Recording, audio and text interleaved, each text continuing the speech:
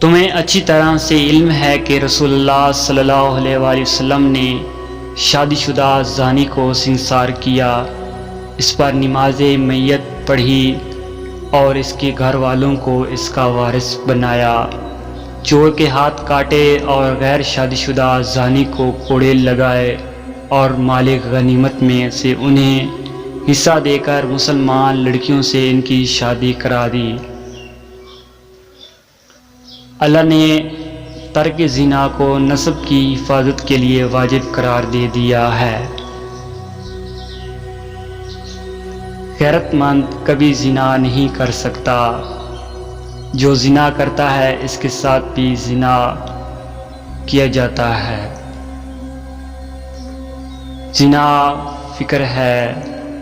اللہ کے نزدیک لوگوں میں سے سب سے زیادہ قابل نفرت بوڑھا زانی ہے۔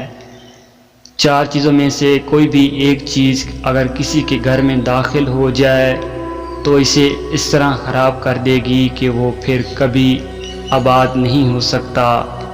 خیانت، چوری، شراب خوری اور زنا۔